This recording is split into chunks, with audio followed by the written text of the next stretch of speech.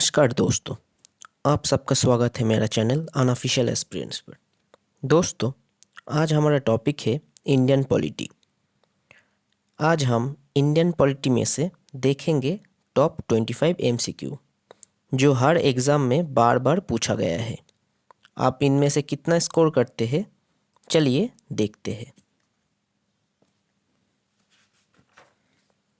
पहला सवाल, इनमें से किस एक्ट के द्वारा सेंट्रल लेवल पर डायरकी को इंट्रोड्यूस किया गया था? A, act of 1909, B, Government of India Act 1919, C, Government of India Act 1935 या फिर D, Government of India Act 1947। तो इसका सही जवाब होगा C, Government of India Act 1935। और 1909 पर हुआ था मॉर्ले मिंटो एक्ट। यहाँ पर सेपरेट इलेक्टोरेट फॉर मुस्लिम्स को बताया गया था और डायरकी प्रोविंशियल लेवल पर हुआ था 1909 पर। Next, who chaired the first meeting of constituent assembly? Constituent assembly का चेयरमैन कौन था? ए, राजेंद्र प्रसाद, बी, डॉक्टर भीमराव अंबेडकर, सी, चक्रवर्ती राजगोपालाचारी या फिर डी, के एम मुंशी। तो सही जवाब होगा इसका ए। कॉन्स्टिट्यूएंट असेंबली फॉर्म हुआ था 1946 दिसंबर 9 को। भीमराव अंबेडकर को कहा जाता है फादर ऑफ इंडियन कॉन्स्टिट्यूशन और चक्रवर्ती राजगोपालाचारी थे Indian first governor general.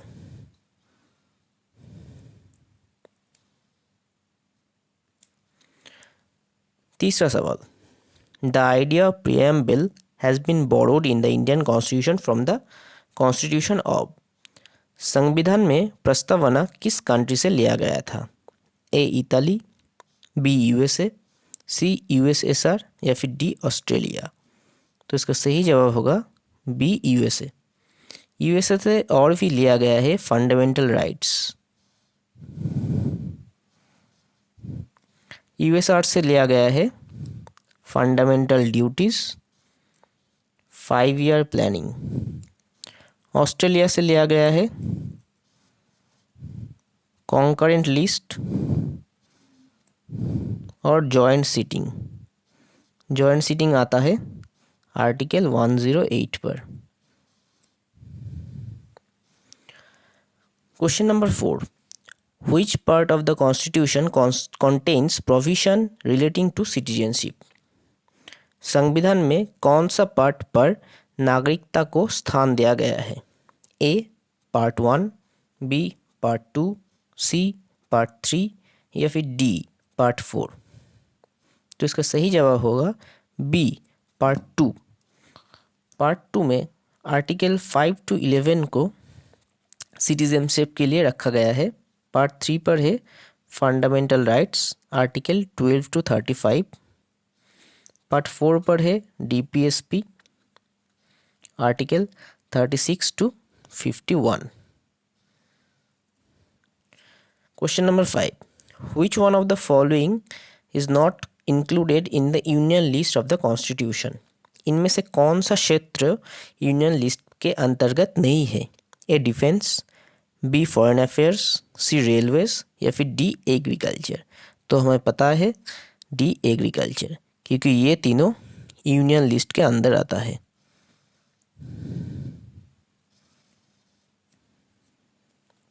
Question number 6, the word socialist and secular were inserted in the preamble to the constitution by. सोशलिस्ट और सेकुलर ये दोनों शब्द प्रीएम्बल में इंक्लूड हुआ था किस अमेंडमेंट के द्वारा? A, 41st amendment, B, 42nd amendment, C, 43rd amendment या फिर डी, 44th अमेंडमेंट। तो सही जवाब होगा इसका बी, 42nd अमेंडमेंट। और ये हुआ था 1976 पर। और 44th अमेंडमेंट जो हुआ था वो 1978 पर हुआ था। इसमें क्या हुआ था? इसमें राइट टू प्रॉपर्टी को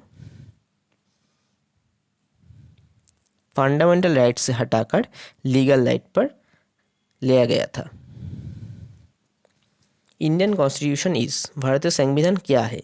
ए rigid, B flexible, D neither rigid not flexible, या फिर D partly rigid partly flexible. तो सही जवाब होगा इसका D, partly rigid partly flexible. Indian parliament has the power to create a new state under which article? इनमें से कौन सा आर्टिकल ये कहता है कि भारतीय पार्लियामेंट को नया राज्य बनाने का अधिकार है? A article 1, B article 2, C article 3, या फिर डी आर्टिकल 4। तो सही जवाब होगा इसका C, article 3। Question number 9, Andhra Pradesh was created as a language based state. Andhra Pradesh कब राज्य बना था? ए 1950, बी 1953, सी 1961, या फिर डी 1956। तो सही जवाब होगा इसका बी, 1953। ये भारत का पहला लैंग्वेज बेस्ड स्टेट है। इस स्टेट के बनने से पहले पट्टी श्री रामालू नाम के एक आदमी ने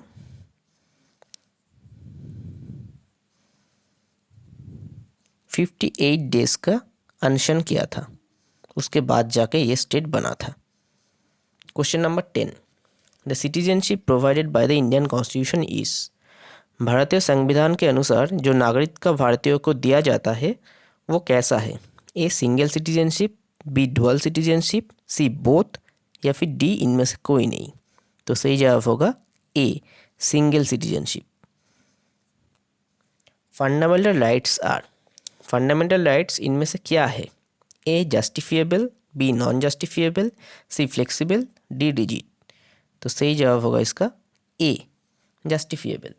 मतलब अगर आपका फंडामेंटल राइट्स वायलेट होता है तो आप हाई कोर्ट या सुप्रीम कोर्ट के पास जा सकते हैं। हाई कोर्ट रिट इशू करता है, हाई कोर्ट आर्टिकल 226 के अंदर, और सुप्रीम कोर्ट रिट इशू करता है आर्टिकल 32 के अंदर। इस आर्टिकल 32 को बी आर अम्बेडकर ने heart and soul of the constitution कहा है, और ये राइट टू कॉन्स्टिट्यूशनल रेमेडीज के अंदर आता है। Question number 12, which article eradicates untouchability and prohibits its practice? इनमें से कौन सा आर्टिकल अस्पृश्यता का विरोध करता है? A article 16, B article 17, C article 18, या फिर डी आर्टिकल 19। तो सही जवाब होगा इसका बी, आर्टिकल 17। आर्टिकल 16 कहता है एम्प्लॉयमेंट के बारे में, आर्टिकल 18 कहता है टाइटल के बारे में, और आर्टिकल 19 फंडामेंटल राइट्स के बारे में। Who is the guardian of the fundamental rights? Fundamental rights का गार्जियन कौन है? A parliament, B president, C supreme court, या फिर डी कैबिनेट। तो सही जवाब होगा इसका C, supreme court. Question number 14, Panchayati Raj system in India is laid under. इनमें से किसके अंदर पंचायती राज सिस्टम आता है? A fundamental rights, B fundamental duties, C DPSP यानी directive principles of state policy, या फिर डी इलेक्शन कमीशन एक्ट। तो सही जवाब होगा इसका सी, डीपीएसपी। ये आर्टिकल 40 के अंदर आता है।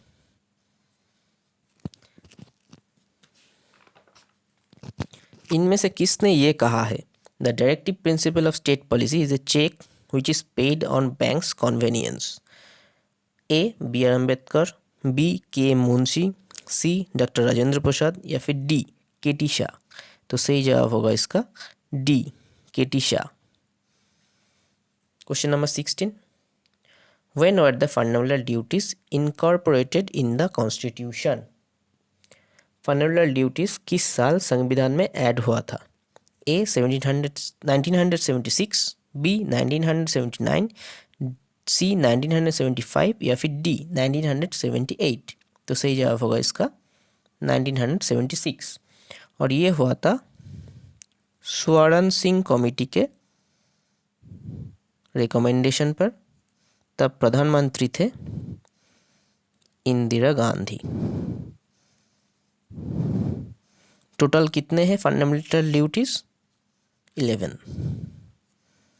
Question number 17, under which of the following article the process of impeachment of the president has been laid down?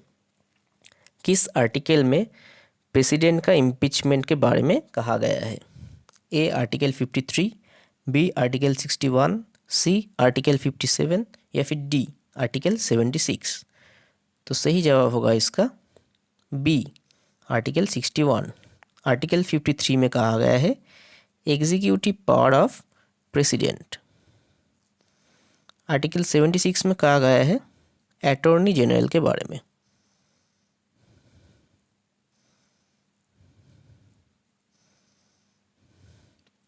Question number 18, who is the chairman of Rajya Sabha? Rajya Sabha का चेयरमैन इनमें से कौन है? ए राष्ट्रपति, बी प्रधानमंत्री, सी वाइस प्रेसिडेंट या फिर डी स्पीकर ऑफ लोकसभा। तो सही जवाब होगा इसका सी वाइस प्रेसिडेंट। और प्रेजेंट कौन है? प्रेजेंट है Venkaiah Naidu. First vice president कौन थे? फर्स्ट थे doctor Sarvepalli Radhakrishnan. Question number 19, who is the head of the national defence committee? National defence committee का हेड कौन है? A home minister, B prime minister, C president या फिर डी वाइस प्रेसिडेंट। तो सही जवाब होगा इसका B prime minister. Question number 20, who advises the government on the legal matters? Government of India को लीगल मैटर में कौन सलाह देता है? A attorney general, B chief justice of the supreme court, C chairman of law commission या फिर D advocate general. तो सही जवाब होगा इसका ए अटॉर्नी जनरल। अटॉर्नी जनरल को दोस्तों सदन के हर सीटिंग में भाग लेने का अधिकार है, लेकिन वो वोट नहीं डाल सकते किसी भी सदन में। और प्रेजेंट अटॉर्नी जनरल कौन है? के वेणुगोपाल।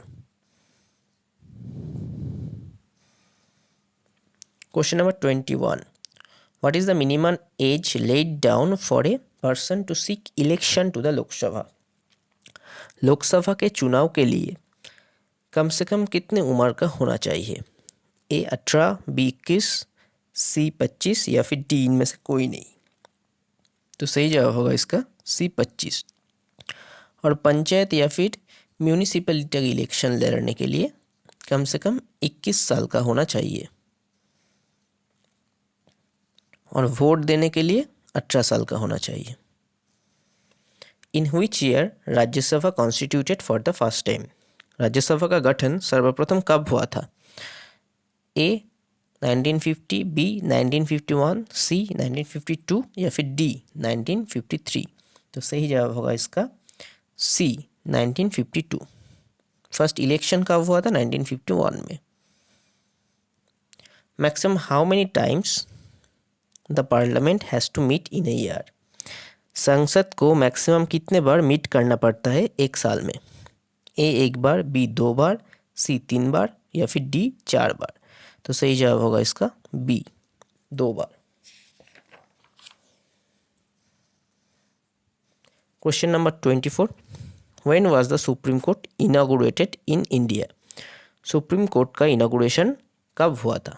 ए 28 जून 1949, बी 28 जनवरी 1950, सी 29 जनवरी 1950 या फिर डी 27 जून 1950।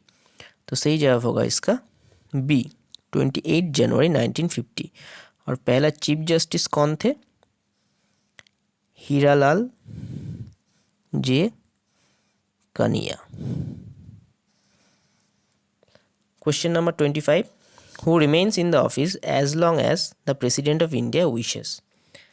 इनमें से कौन राष्ट्रपति जब तक चाहे तब तक अपने पद पर रह सकते हैं?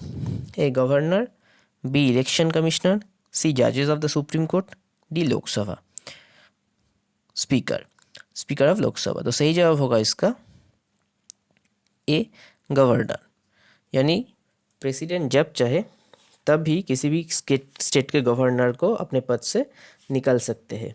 तो कॉन्स्टिट्यूशन में गवर्नर के इम्पीचमेंट के बारे में कुछ भी नहीं कहा गया है। तो यहीं पर समाप्त होता है आज का टॉपिक। अगर आप लोगों को अच्छा लगा है तो लाइक, शेयर और सब्सक्राइब कीजिए, और कोई सजेशन हो तो कमेंट बॉक्स पर ज़रूर बताएं। हम रोज़ ऐसे ही 2 या 3 वीडियो अपलोड करेंगे डिफरेंट टॉपिक पर और डिफरेंट सब्जेक्ट पर। आपने कितना स्कोर किया कमेंट बॉक्स पर ज़रूर बताइए। आउट ऑफ 25 आपका स्कोर क्या है। धन्यवाद।